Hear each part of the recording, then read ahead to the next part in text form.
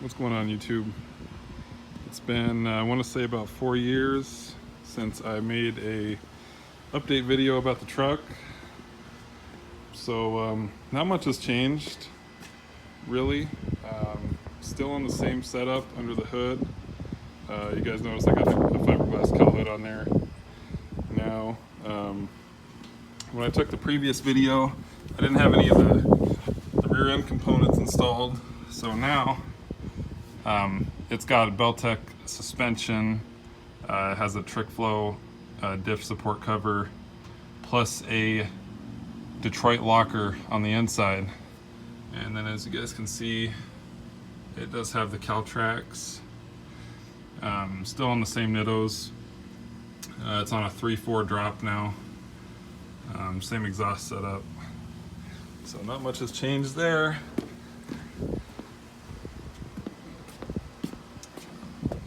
Interior, same as it was before, charcoal gray.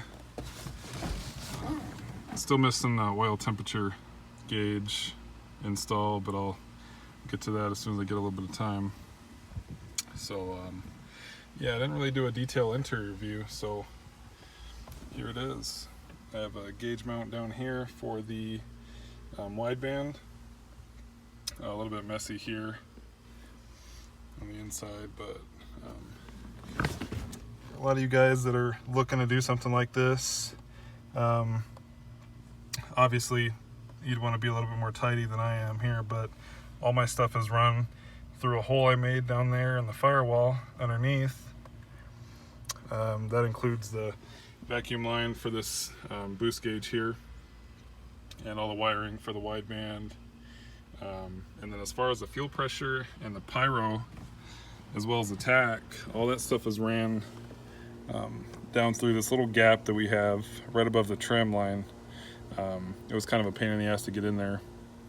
And then the wideband wiring that I got set up here is actually experimental for this wideband. I kept having wideband issues. The original wideband mounting point was up here on the pillar, but I had issues with heat. It seemed that the hot Vegas sun was destroying the gauge, so I relocated that down there next to my right leg.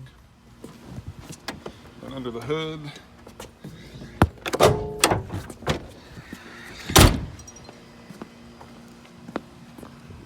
still the same.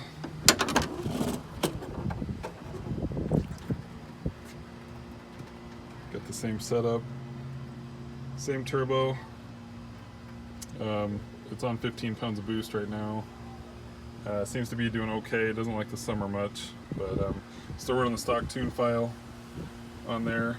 I'm not using the Cobalt tune yet, but I do plan to in the near future, just to see if we can get some better drivability out of it. But same exhaust setup. Added the heat shield sleeve for the cold side piping. So that's just about it for the S10.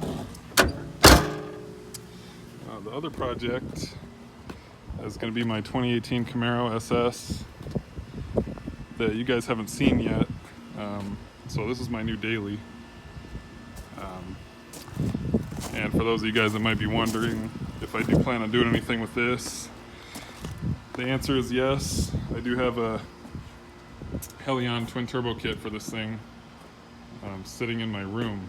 So as soon as I get some time and I make this thing a little bit more reliable here, I have a daily to drive back and forth to work, I will be putting that on there. So